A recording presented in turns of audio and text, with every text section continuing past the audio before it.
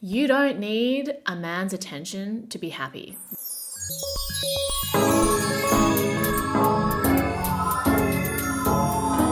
Hello, welcome back. I'm Akilla. I'm a DJ and a creative consultant based in Shanghai, China. And this is my channel where I just talk about stuff and things, cute, chaotic, and critical thinking. It is an extension of my original podcast, Friend Crush. You can follow me on Instagram, TikTok, SoundCloud, Spotify, Twitter at Akilla, and on Instagram at friend.crush. Today I want to talk about pick me girls, the pick me seed, the patriarchy, and why it is important for girls to have sympathy and empathy for pick me girls. Okay, we do not want to create a divide that is like girls versus pick me girls. This is not how we move society forward. Okay, people will entrench in their toxic mindsets when you shame them, and I think that it's very important that women who are further along in their self-actualization, in their self-empowerment, have empathy and sympathy for pick me girls. You don't have to save them from their pick me mentality per se, but you need to continue to live by example and show them that being a girl's girl is way better than being a pick me girl. And sometimes people are threatened by your slay and they further entrench in their flop. But an ideal situation is when your slay inspires somebody else's slay, and then you slay together, and then the average slay of society increases, because people settling is bad for society, and pick me mindset is a form of settling. You think that your self-worth, that your happiness is in the hands of men, is in the hands of being desirable, is in the hands of attention from others, validation from others for like toxic, arbitrary, made up societal standards, but it's not. It's in here, and it's in the connections and the relationships that you create with the people around you, not necessarily the connection and relationship you have with a man. It can contribute to your happiness for sure. It can add to your happiness for sure, but I don't think it has to define you. I think the people that I know that are in healthy relationships that I actually admire, they have their own lives. They have their own friends. They have their own hobbies. They have their own careers. And then their relationship is just a part of their life, a beautiful part of their life, but not the only thing in their life. And the people who define themselves by their romantic relationships freak me the fuck out.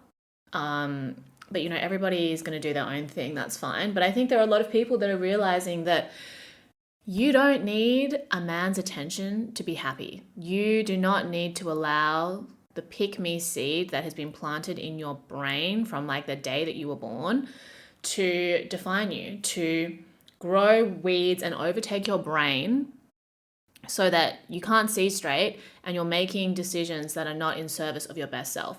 So the pick me seed is the concept or an analogy that I use to describe the way that we internalize misogyny, we internalize the patriarchy, because it is planted in everyone's mind. I don't think you can grow up in a society and not be exposed to some kind of messaging, especially as a woman, that tells you that your desirability is where all of your value exists.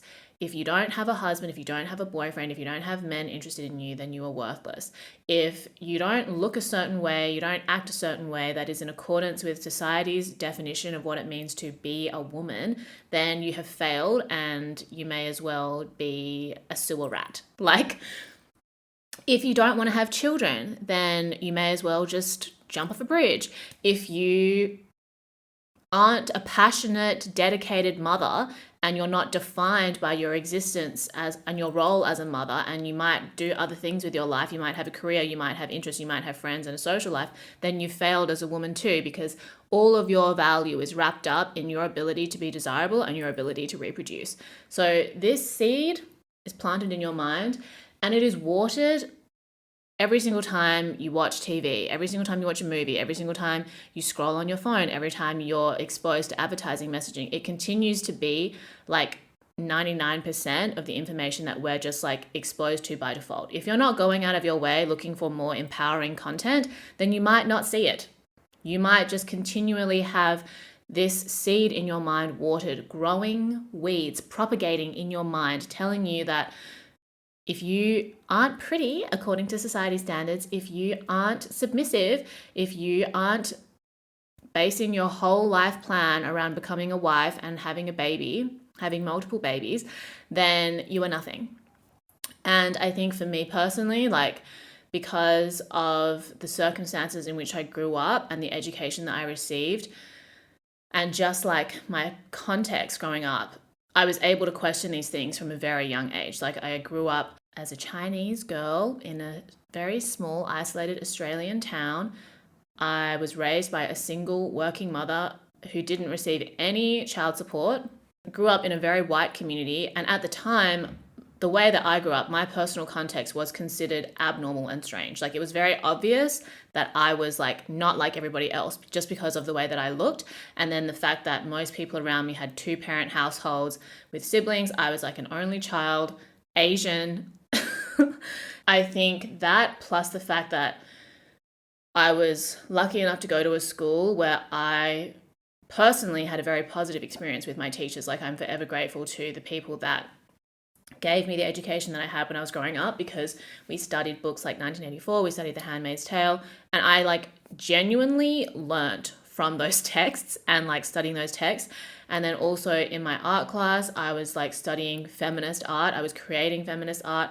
I read The Beauty Myth when I was like 15, and I don't even remember if I finished it. And I know that there's a lot of like the author has since said like a lot of problematic things, but I think a lot of the concepts in that book still ring true. I remember studying Ways of Seeing by John Berger. So I was questioning the beauty myth and these ideas from a very young age, like before Instagram even existed, before people even were like, before the idea of even talking about feminism and advocating for feminism on social media was a thing. I was already learning about these things.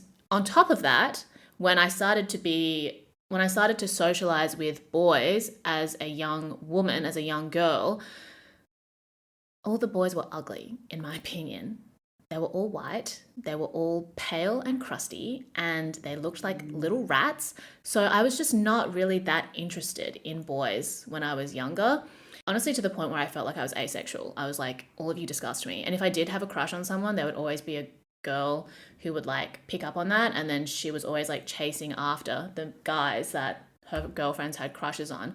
So I was like, yeah, I'm sorry, like I had a crush on him, he's not worth the fight. You can have him, girl. I don't need this in my life. And then on top of that, a lot of the boys were also racist. And because I already had an awareness of like social inequalities and these social issues, I was not someone who was like, oh, I need them to like me because they don't think I'm worthy because I'm Asian and they're mean to me. So I need to like go out of my way to get them to like me. I was literally like, fuck off. You guys are freaks. One day I'm going to leave this country and I'm not going to look back. So that experience already set me up to be a girl's girl. You know, like from then on, I understood the importance of solidarity between women. I understood the importance of self-empowerment, and that is something that I continue to explore and channel in the work that I do. And I've been so lucky and blessed to meet amazing women at all different stages of my life, have amazing friendships, have amazing experiences, work together on amazing projects. One singular experience of slaying with women outshines all of the slay experiences I've had with men combined. You know what I mean? And I'm not saying that like you can't have great experiences with men, but the way that you can connect and communicate with women when you're coming from an empowered place, when you want to create an empowered environment, like men don't understand this. A man cannot create that for you. I'm sorry. Like it's a different experience and it has its own value, but your life will be so much more fulfilled if you're able to create this solidarity with other women. And it's not easy to do because, you know, the pick me seed continues to be planted in women's minds. It continues to be watered. And one of the reasons why I try to like share my point of view is because I want more people to see this and to believe that there are women out there that are ready to support you and create space for you. If you create that space for yourself, if you're willing to extend that space to other women. And it's hard because there are going to be people that disappoint you. As many like amazing experiences as I've had with women, I've also been so disappointed by them too. And I'm sure that I have also disappointed other women as well. One of the projects that I have called Nu Shu, which means women's skill in Chinese, my friends and I wanted to create an intentional space where we could teach women and the LGBTQ community how to DJ. We taught them how to DJ for free. And it was a very like DIY project, and people would come for the afternoon. We'd teach them how to DJ, the basics. And it wasn't like you had to become a DJ as a result of the workshop. It was just like, I was raised being told that having an education is a privilege, especially as a woman. And I think that a way to empower yourself is to learn new things, is to engage in new activities. So because I already knew how to DJ, that's something that I knew that I could teach, and I knew other DJs who could also share those skills too. So coming and learning how to DJ, having that afternoon, then when you go out to a party, you know what the DJ is doing. Because I had so many girls come up to me when I first moved to Shanghai. They would be like, oh, I'd never met like a female DJ before. I've always been interested in music. Like, I just don't know where to start. And I would think, okay, well, I can actually just show you how to DJ. Like, it's not that hard. And now there's like so many female DJs. Women are still underrepresented in the music industry in general, but there's been shifts in the past few years, which I think is an amazing thing to see. And we poured our heart and soul into these workshops and into this project, and people had come, they had learned to DJ. Some went on to be DJs in their own right. Other people have started their own projects, and like that is something that's also really important to me. Like, it's not about just following someone that inspires you along. It's about being inspired by them and then doing your own thing. Like, I get asked about starting like a Discord or starting like a group chat, but I don't want people to rely on a digital space for their empowerment. I want them to take the information and apply it to their own life and then affect the world around them, not just live in a digital echo chamber, separate issue. But people had come, learned how to DJ, become DJs in their own right, or been inspired by the project in other cities and other places, and then continued on with their own thing. And that's like what we ultimately wanted to achieve. But even in that process, there were people that we genuinely supported. We would have pitched them for new opportunities. We included them in different projects, and that still wasn't enough for them.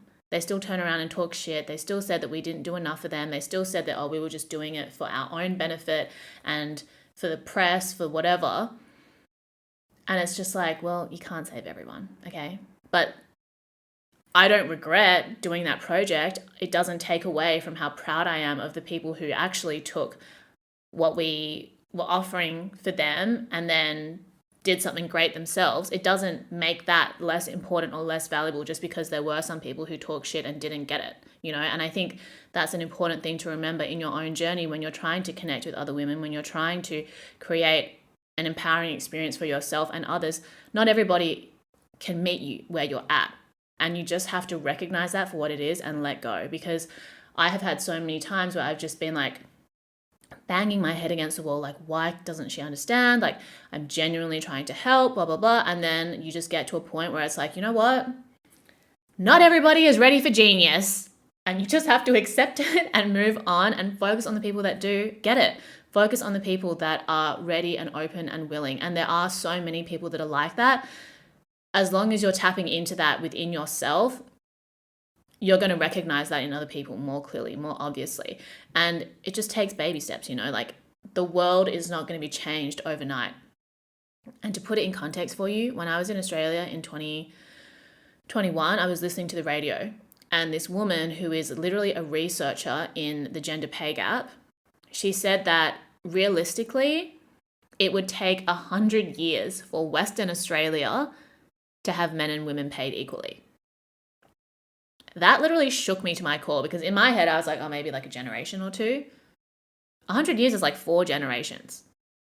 So that would be like my kids, kids, kids, kids, or something. They'll get paid equally to a man. Up until then, it's going to be difficult. So it's these little things that make a difference, okay? If one person is inspired by something that I've said, or something that I've said has resonated with them and they've taken it into their own life and made a change for the better, then I feel like I've made a contribution to society. That's the best I can do.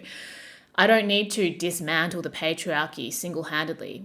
overnight. And I think that's what being chronically online will do to you when you're constantly being exposed on the extreme end of like having the pygmy seed watered by the content you consume. When you get into like an echo chamber that's just talking about like social issues and women's empowerment and capitalism this and patriarchy that in a very like intense way, you feel like you have to dismantle these systems that have been built across generations, millennia even, value systems, not just like societal systems, but value systems. They exist in the people. Even if society collapsed tomorrow, I don't think we would create a better society necessarily in the next day, because it's in here, okay? It's not out here. It's what's in here that creates what's out there. So if what's out there disappears and what's in here hasn't changed, it's going to be the same shit. So if you're not unlearning these things and figuring out how you can put it into practice into your day-to-day life, it doesn't matter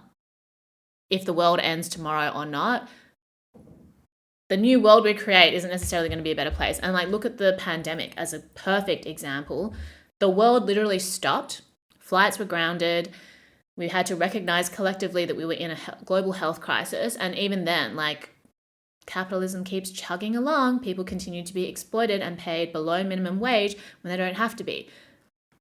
So that global event did not dismantle the patriarchy. So let go of the idea that you have to do it single-handedly. And anybody that makes it seem like you have to, tell them to literally go get fucked, because they actually don't know how these things work. They don't even know what they're doing, and their own helplessness is being projected onto you. And there is literally nothing that pisses me off more than when someone makes it seem like it's my personal responsibility to dismantle capitalism because I bought something from a brand that is like considered problematic.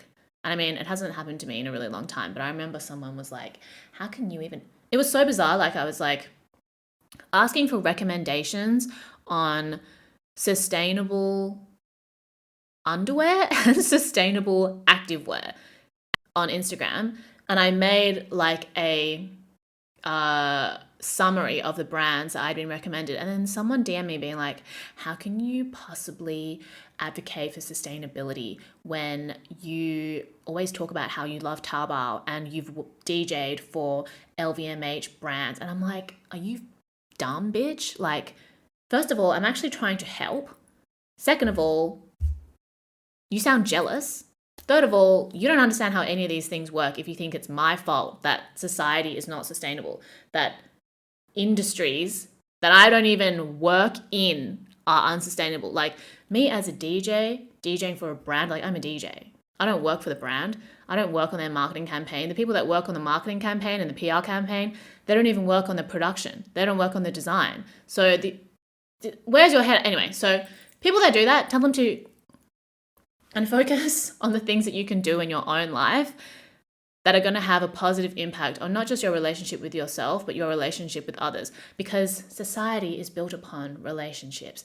And as long as these relationships are growing into a slay place, we're elevating our consciousness together, then the decisions that we make when we have the resources and the power to do so are going to actually make a difference. Because it means nothing for somebody who's like at university, they just graduated college, they had an entry-level job, for them to think that it's like their responsibility to opt out of capitalism today and then the system is going to get better. It's going to keep going, okay? You need resources and money and connections and power to make a difference. And it takes time to accumulate those things. As long as you're maintaining a mindset where you understand how these systems work, you're learning how the systems work, you're learning how you can navigate it in a more empowering way, who you can work with that's on the same page as you, that has the same goals as you, then you're able to make changes. When we started the DJ workshop, my friend and I had already had like 8 years of experience DJing, but it was like, that was me at university, coming to Shanghai, and that was still the beginning of our career. So the resources that we had were maybe greater than like the average person in terms of like in relation to DJing. Like, we knew people that owned venues that could lend them to us for free. We knew people that had equipment that could lend it to us. But we didn't really have the resources that we needed to make as much of an impact as we could with that project. And it doesn't mean that we shouldn't have started it. It doesn't mean that you shouldn't start a project with your peers at an early stage of your career. I think that's actually what is going to help you a lot. But I think what it taught me is that you need resources, and it takes time to accumulate resources because it takes experience. You need to continue working, be around other people, working on new projects, accumulating contacts, so that when you're in a decision-making position, you can actually make a decision that is going to benefit people and not just exploit them and extort them. And it takes a lot of time to do that. And you need to like hold on to yourself throughout that process and remember who you are, remember what's important to you, so that you don't lose yourself in this system and just end up becoming a pick-me. It's important to have solidarity with pick-me women because it's hard to break free of that. It is so hard. Like when I was younger, only because I was studying feminist art, like it's not that like everybody in my class was doing it. We had a very small art class, and I think like when you're younger, you just have so many other things that are overwhelming you that to think about like feminism and those issues is like not something that everybody is going to be doing at that age. And I saw like the prettiest, smartest girls of my generation just faint in their final exams because they had stopped eating, because they were waiting for the end of exam party, and they were waiting to get the attention of some crusty rat boy who wasn't even going to treat them with respect, even if they thought they were pretty. Like, I just thought that was so sad, especially because the school that I was going to was like quite expensive. So the fact that these parents were like paying all this money for their daughter to just be so consumed by this messaging that like her value only came in her body and her desirability, in the eyes of stupid little boys who are so disgusting. Like their attitudes, their treatment of women was so disgusting. To think that that's all she deserved, to think that was what was her life purpose, you know, to give up her education for that is the way that the patriarchy fucks with your head. Like it's not just about like gender pay gap. It's not just about, you know, like abortion rights. It's about these tiny little things that affect your day-to-day life and build this like mental prison that you live in. So it is so difficult to break out of that when it is like so deeply entrenched in your mind. Like I don't even know where to begin with that. And I think that it's important to recognize that everybody's rock bottom is different. Like because people grew up in different home environments, you don't know like what people's parents were normalizing to them. Like because I grew up in a single parent household, I'm quite indifferent to men. I didn't grow up around men. I did not see where their usefulness, what is the utility of a man, if not sperm donor for you to have a baby? You know, like you can have a good time with them, go party, whatever. Then what? Most of the time they're just bringing problems, not peace. You know, even the parents of people I knew who had 2-parent homes, the mum was always complaining about the husband. My mum wasn't complaining about any husband. She was so happy to be single and working and living her best life. So you don't know what people's home lives have normalized for them. I think a lot of the times you underestimate the way that your parents' dynamic has affected the way that you see yourself, the way that you see your place in society, and what your standards for relationships are. Which brings me to the next point. I did not understand what like the personal is political meant until I recognized how gender dynamics play out in like heteronormative relationships and how this actually affects society as a whole. Because when women settle in their relationships, that is an L for feminism and women's rights. Because there's this idea for women that it's like the more that you give, the better woman you are. You know, keep pouring yourself into your relationships with other people, into your friendships, into your whatever. And because that's what you can do. You can do that as a woman. You're made to think like you have this never-ending, this container that will never be empty. You know, like you can just keep giving. But that's not how energy works. You have a limited amount of energy each day, and you need to treat it like a currency almost. Like, what are you going to spend it on, and like what is going to be worth your energy and what is not going to be worth your energy.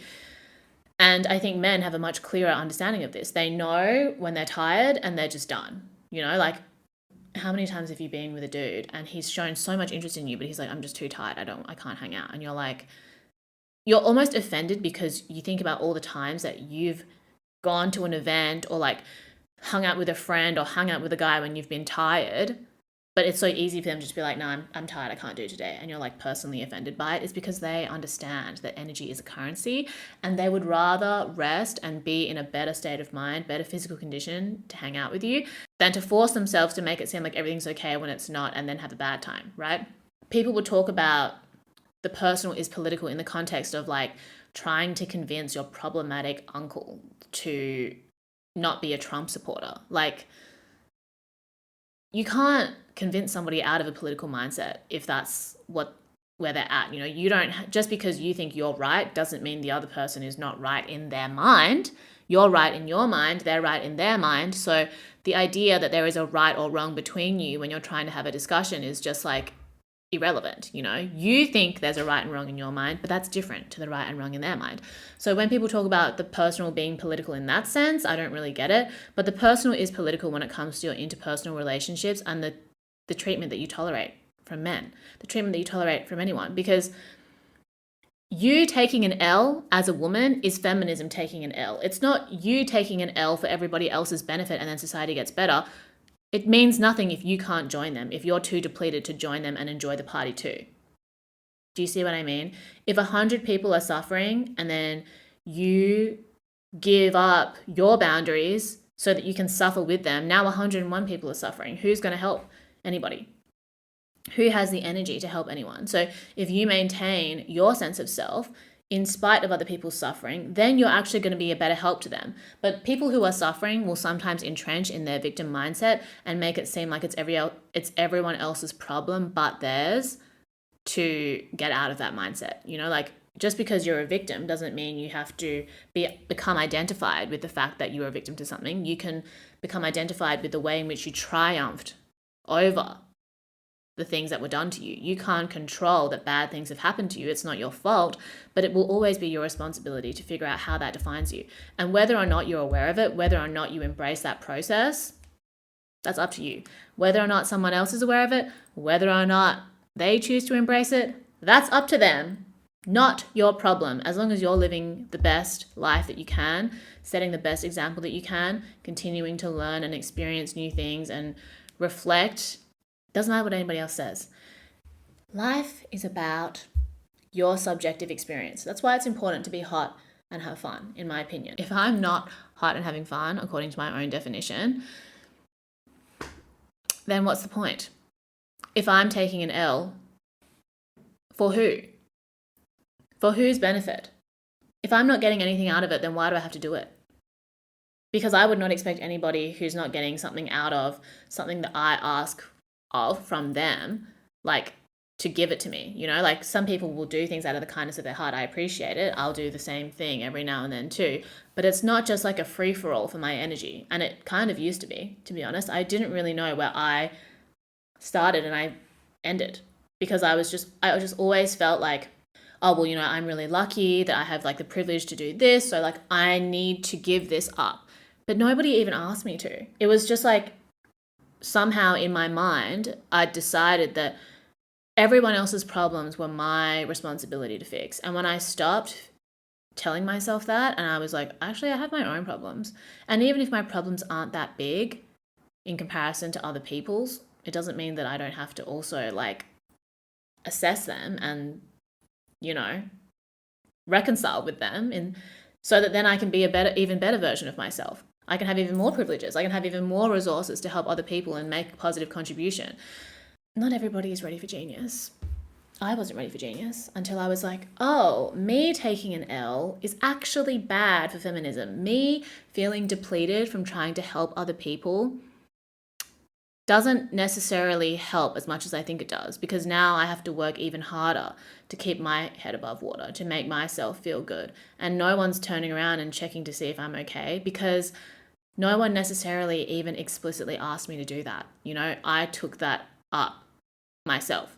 Like, a small example that's like relevant, not relevant, but I've seen this dynamic play out so many times.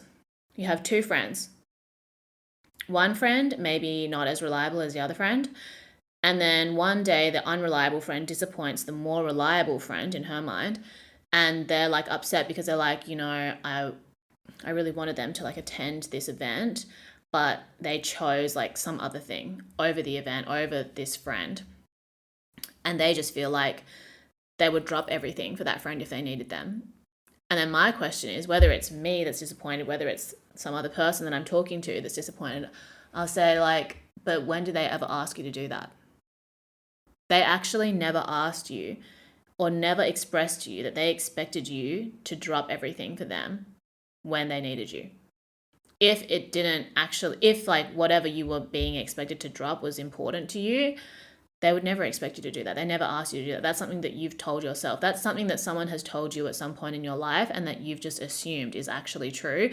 But now that you're aware that you have this tendency and of the way that it harms you, you can make more conscious and courageous decisions moving forward, more intentional decisions.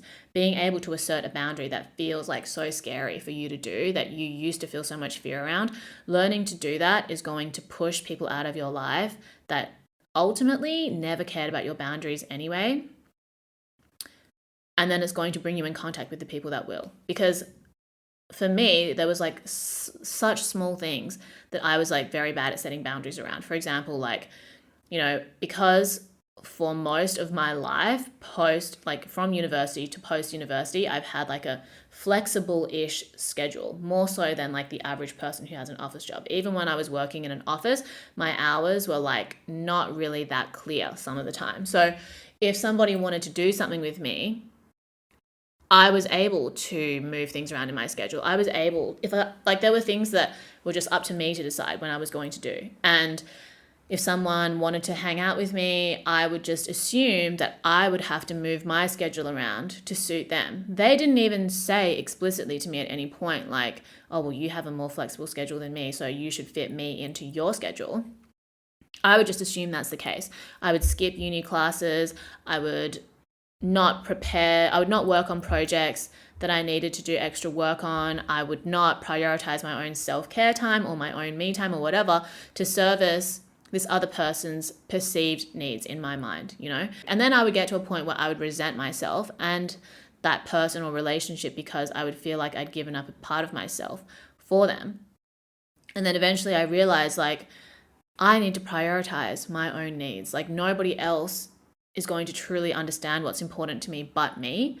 They can make assumptions. Like I'm lucky that I might have a friend who's like, oh, do you want to hang out? And I'm like, oh yeah, we can do this time. And they'll be like, wait, didn't you say you wanted to work on blah, blah, blah? We can do another time. Like I'm lucky if I have someone in my life like that, but I should be working under the assumption that I need to set boundaries around my own time and the things that are important to me and communicate that clearly and see how people respond to that.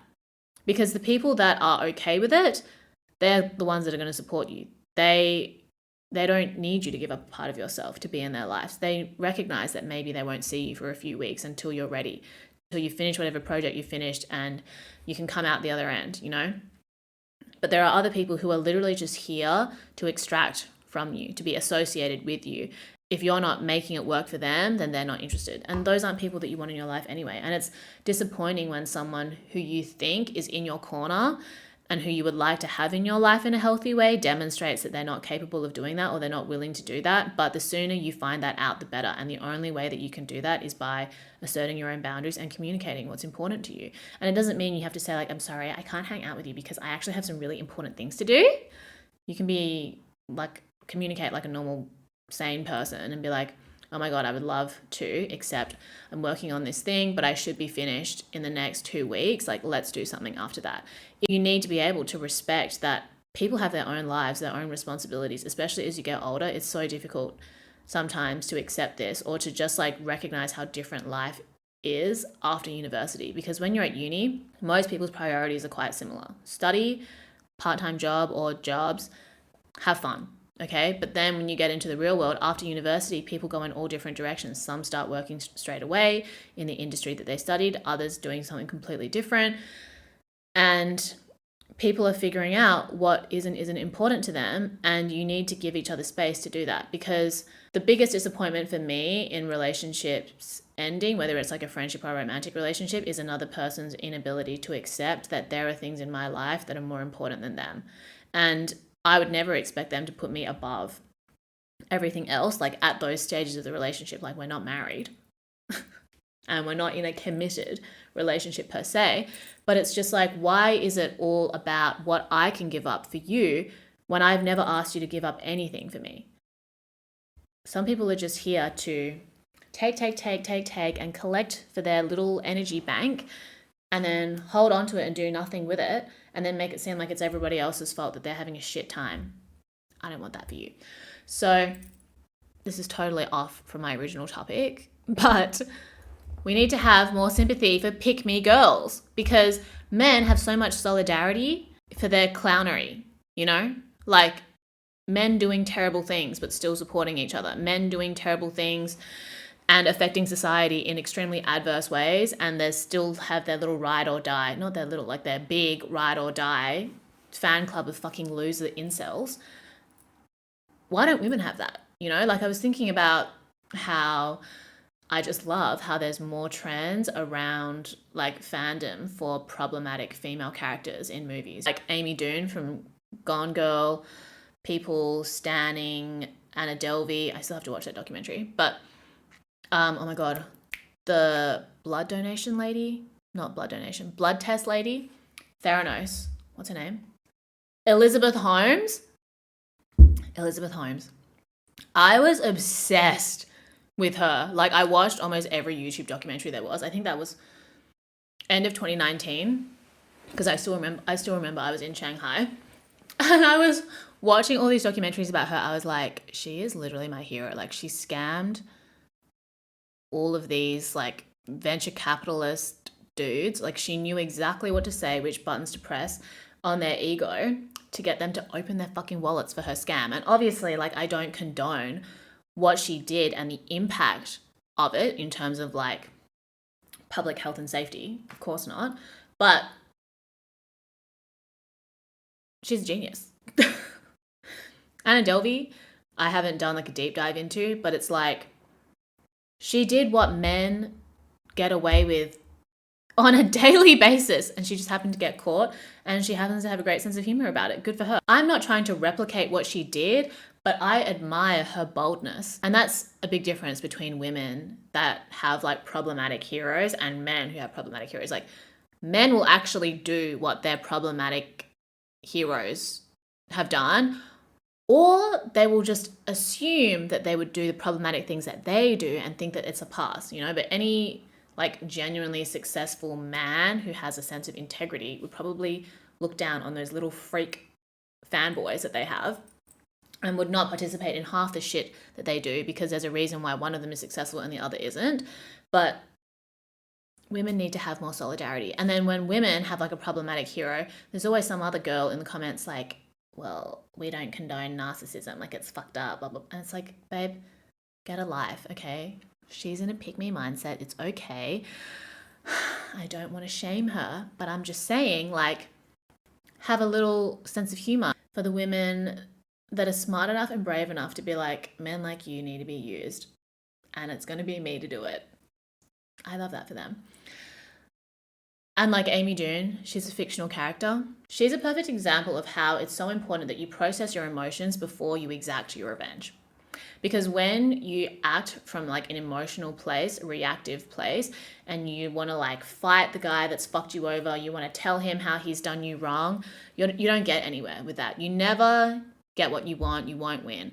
But if you process your emotions and your disappointment, and you come up with a plan, you don't have to go to the lengths that Amy Doon did, but whether that plan has anything to do with that man or just a plan for yourself so that you excel and that you get into your slay era, you get out of the flop era, dating this dusty, crusty loser, having your heart broken, and into your slay era, you're going to win regardless, okay? And I'm going to do a video on why success is the best revenge, because everybody wins but the person that fucked you over when that's your approach. But Amy Doon is a perfect example of making sure that you're processing your emotions and your frustration and your anger, and then you're exacting a plan after, rather than trying to have a plan in your heated, heightened emotional state and thinking that you're going to get what you want out of it, or thinking that it's going to result in some kind of justice. It won't.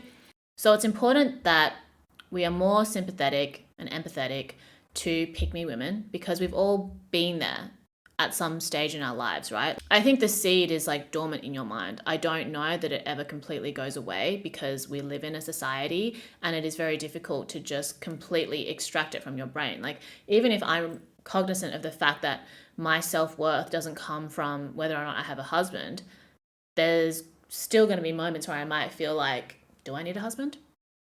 Do I want a husband? But my ability to become aware of that, acknowledge it, accept it, and then actually ask myself, like, is that important to me right now? And then be honest with myself, like, not really. That is how I move into an empowered place. It's not the absence of those feelings or of those thoughts, it's my ability to manage them. And the same thing with like any insecurity that you have and any management of the pick me seed. So having compassion with yourself when it comes up, it's okay to be single and enjoy it.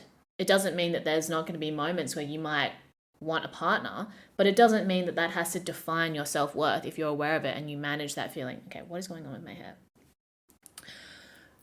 You know what I mean? So that's how you continue to progress, because your compassion with yourself means that you will have compassion for other people when you see it in them. Okay, she is going crazy over this guy who like doesn't deserve her time and attention, but I'm going to have compassion for her because I've been in a place where I've made some low vibrational decisions too with a guy. And ultimately the lesson for me was how to not do that again, how to have some self-respect, how to recognize red flags sooner rather than later, how to actually consider them in whether I wanted to move forward with someone, or accept them when understanding like why something didn't work out with someone. That self-compassion is so important because it's what you're able to extend to others. Like the women that continue to be in this like pick me, anti-pick me mindset, like anyone that's pick me is like beneath me, that to me indicates that there's still parts of that pick me seed in your mind that you're denying yourself the truth of. And it's not like you have to come out and say like my truth is that I'm actually, it's just being honest with yourself, you know, like in your quietest moments when you're writing your death note in your journal, just questioning what those thoughts are, asking yourself, is that really what you want?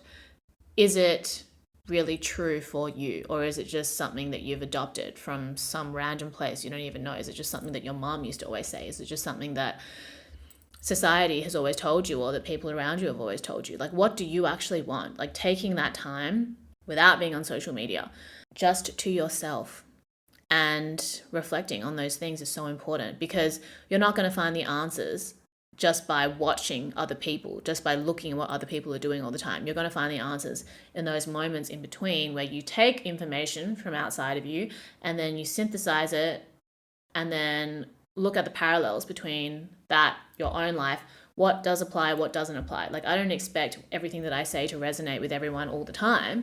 There might be something that I say that turns up the intensity of a light bulb that's already gone off inside of your mind, but it's just like too dim for you to see. You know what I mean? I think that's kind of what I think my role is. I'm not here to like change a pick me girl into a girl's girl in one video. I'm here to like help people who are just already building an awareness around these concepts and ideas within themselves or in their surroundings, noticing them, understanding them, and then being able to maybe validate or put into words the things that they haven't been able to put into words yet. I don't know, let me know what you think. We need to have more empathy for pick-me girls. We need to have more solidarity between women. I support women's rights and I also support women's wrongs. I think that, you know, for most women, you on a bad day, in a bad mood, ready to like fuck some shit up, is still probably the average man on a good day. You know, like most women don't let their anger get the best of them the way that men do. They think they're not emotional, but anger is an emotion and they be acting angry. But that's a separate issue. Thank you for watching today. I hope everybody is doing well. Follow me on Instagram, TikTok, Spotify, SoundCloud, at Akilla, on Instagram, at friend.crush. Let me know what you thought of this rant. It's very difficult for me to stay on topic. Have you noticed? I don't know if that's a good thing or a bad thing. Like, do people enjoy that, or do you want more structured videos? Even if you wanted more structured videos, I don't know that I'd be able to do it, but I'm going to try my best. Let me know what you think. Because I like to see the way that ideas that we don't think are connected are actually connected. And I think that's why I always go off track, because I want to be able to speak about 3 things at the same time, but I only have one mouth and you only have 2 ears. So I haven't figured out how to fix that. I have thought about like drawing diagrams, but anyway, thank you for watching. Drink lots of water. Tell your friends and family that you love them. I'll speak to you later.